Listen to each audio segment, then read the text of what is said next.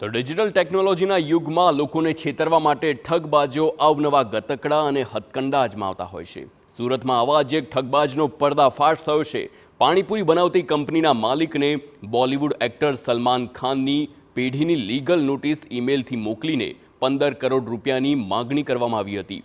SSR ફોર્મના નામે ઈમેલથી notice મોકલવામાં આવી હતી।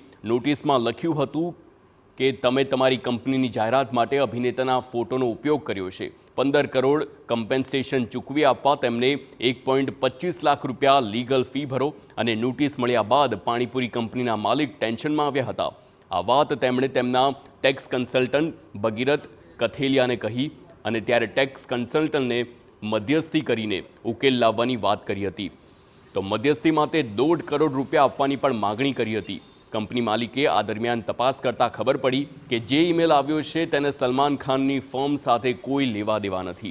તેથી દાળમાં કંઈ કાળું હોવાની શંકા જતા કંપની માલિકે સાયબર સેલમાં ફરિયાદ નોંધાવી હતી અને બાદમાં ખુલાસો થયો કે મધ્યસ્થી કરનાર કન્સલ્ટન્ટનું આ કારસ્તાન હતું।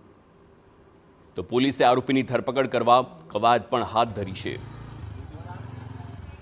6 મહિના પહેલાં અમારા મેલ આઈડી કંપનીના મેલ આઈડીમાં એક મેલ આવેલો હતો જેમાં લખેલું હતું SSR એસોસિએટ। એ મેલ ઓપન કરતાં સલમાન ખાનના વકીલ તરીકે એ નોટિસ આવેલી હતી। તો એમાં 15 કરોડ રૂપિયાની માગણી કરેલી હતી કે સલમાન ખાનનો ફોટો તમે યુઝ કરેલો છે। પછી આ અમારા ટેક્સ કન્સલ્ટન્ટ એકાઉન્ટ જે સંભાળતા એ ભગીરથ કળથિયા એણે અમને એમ કીધું કે આ હું હેન્ડલ કરી લઈશ, તમે કોઈને સ્પ્રેડ નહીં કરતા। તો અમે કોઈને કીધું નહોતું 2 દિવસ અને જેમાં ભગીરથભાઈ એવું કીધું કે મારી ઓળખાણ છે સારી એવી, હું સલમાન ખાનના પીએ સાથે વાતચીત કરી લઈશ।